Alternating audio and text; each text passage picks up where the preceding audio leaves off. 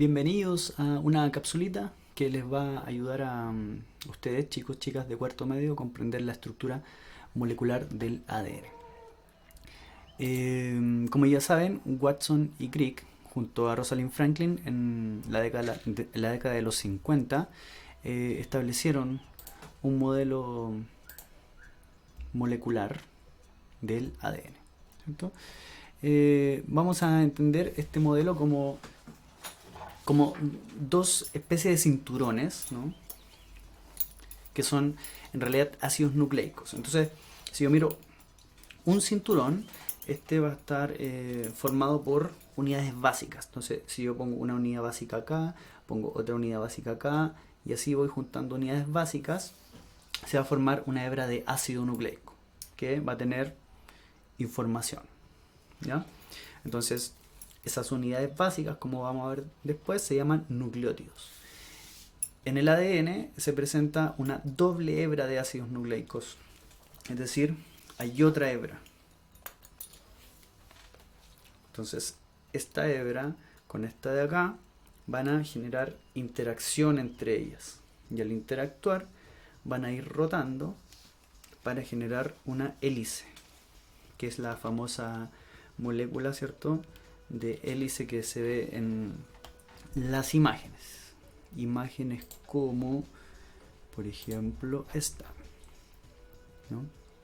Entonces, aquí en esta parte lo que se logra observar son los dos cinturones que están dispuestos en esta dirección, ¿sí? Y que están cayendo en forma de hélice. Vamos a verla con más detalle.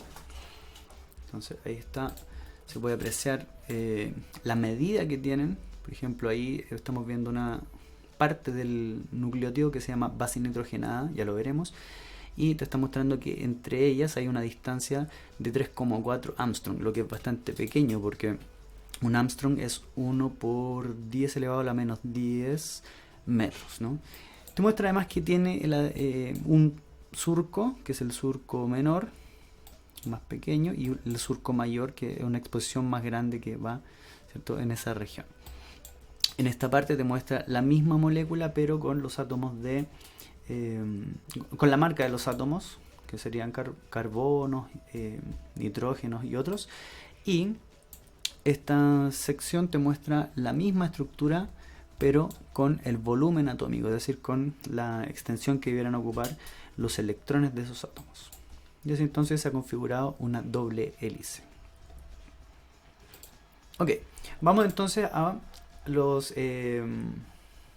nucleótidos, es decir, vamos a tratar de entender la estructura básica o el ladrillito, ¿no?, que va formando estas hebras, que son hebras más complejas, ¿no? Estos son entonces los monómeros o las estructuras más simples del ácido nucleico.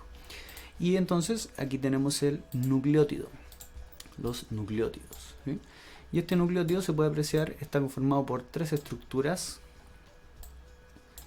un azúcar, que en general determina el esqueleto de la molécula, y te voy a decir al tiro que este azúcar está formado por un carbono que está ahí, dos carbonos que está acá, 3, 4, 5 carbonos, es decir, es una pentosa. Está formado por 5 carbonos. Ahí está, 1, 2, 3, 4, 5.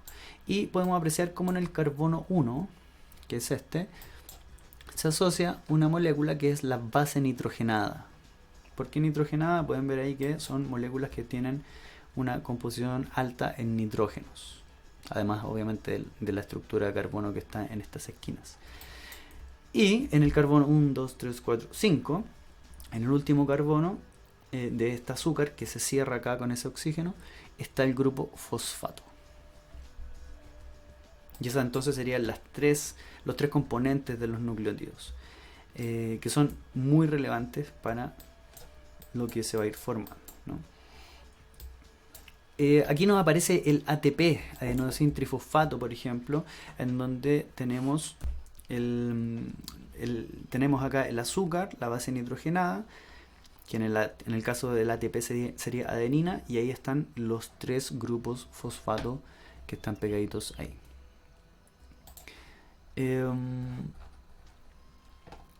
Aquí entonces tenemos el grupo, lo mismo, pero con un poco más de detalle en la estructura molecular del azúcar. Ahí se aprecia nuevamente el azúcar, el carbono 1, 2, 3, 4, 5. Ahí está el grupo fosfato y aquí la base nitrogenada. ¿Ya? Lo que me interesa de esta diapositiva es que te fijes que en el carbono 2, este azúcar tiene pegado un átomo de oxígeno y un átomo de hidrógeno. ¿Ya? Esta pentosa tiene un nombre en particular. Este azúcar se llama ribosa. Y que va a ser parte de los ácidos ribonucleicos. ¿Ya? Pero el ADN es un ácido desoxirribonucleico.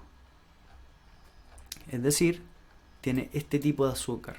Fíjate que aquí en ese carbono 2 no tiene el oxígeno, por eso se llama desoxi. No tiene el oxígeno. Entonces es una desoxirribosa este azúcar y por lo tanto el ácido desoxirribonucleico se forma en base a estos nucleótidos. Vamos a continuar. Nos muestra acá las bases nitrogenadas. ¿Ya? ¿Qué era eso? La base. Esta base nitrogenada que está acá tiene diversas formas y se agrupan en dos familias. Estas dos familias son las pirimidinas y las purinas. Estas tienen un anillo cíclico y estas tienen dos, ¿no? Entre las pirimidinas tenemos el uracilo, la citosina y la timina. Importante que vamos a ver que en el ADN, ácido desoxirribonucleico, se encuentra la citosina C y la timina, mientras que en el ARN no hay timina, sino que hay uracilo. ¿Ya? El ARN tiene uracilo exclusivamente. Y de las purinas tenemos dos, la adenina y la guanina.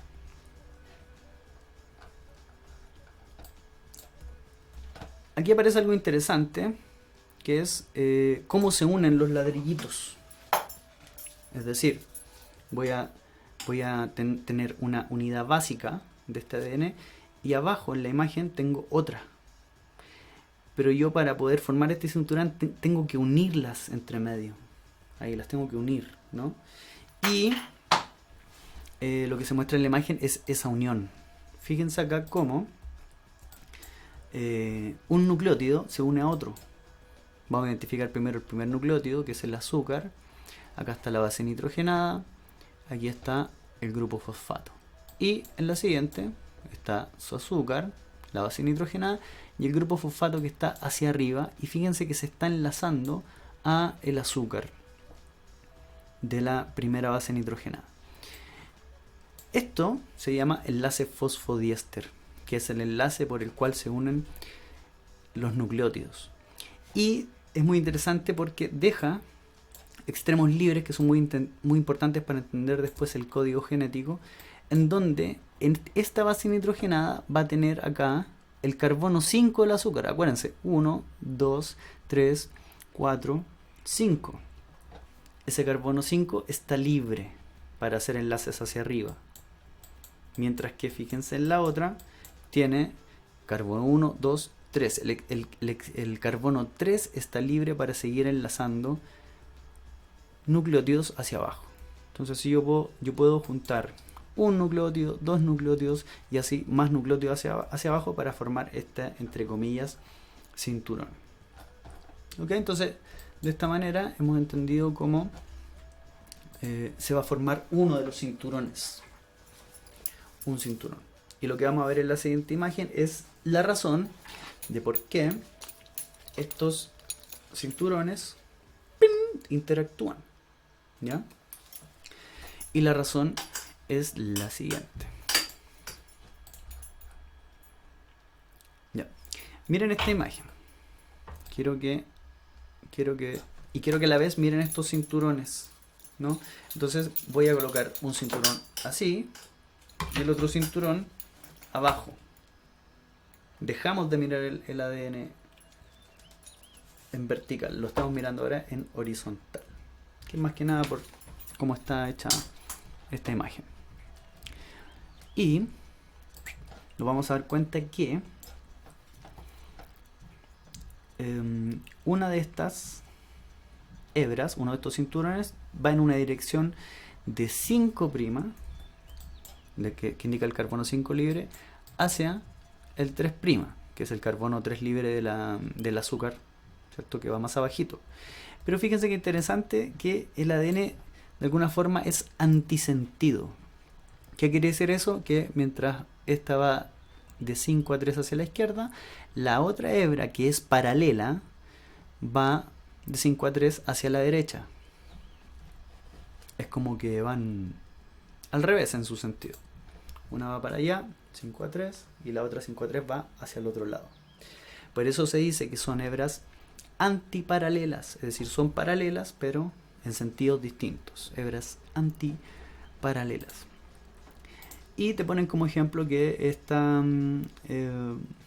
este ácido nucleico tiene acá una base nitrogenada, ¿cierto? Aquí tenemos que imaginar que esta barra amarilla tiene el azúcar y el fosfato, y están resumiendo eso, solamente te están mostrando que de ahí se desprende hacia adentro la base nitrogenada.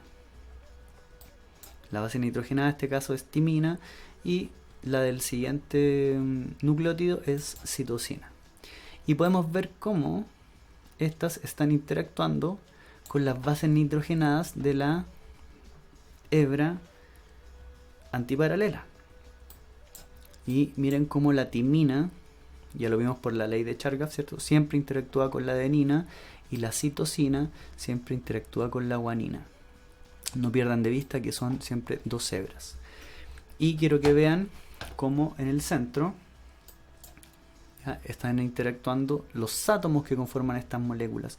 Miren cómo el hidrógeno, ¿cierto?, va estableciendo conexiones con otros átomos, como por ejemplo el nitrógeno, aquí como por ejemplo el oxígeno, que son átomos altamente electronegativos. Estos enlaces se llaman puentes de hidrógeno. Siempre está el hidrógeno formando ese puente. Ya, ahí está, puente de hidrógeno. Y finalmente, si yo veo esta imagen y la extiendo ya, puedo darme cuenta de que el ADN en sus distintos surcos y por el centro va interactuando en distintos puntos para generar finalmente una hebra de ADN que ya sabemos que es paralela, ¿cierto? Antisentido, por lo tanto antiparalela, y ahora agregamos el concepto de complementaria, es decir, los nucleótidos de una hebra se van a complementar siempre con el otro siguiendo la ley de Chargaff. Y ahí entonces está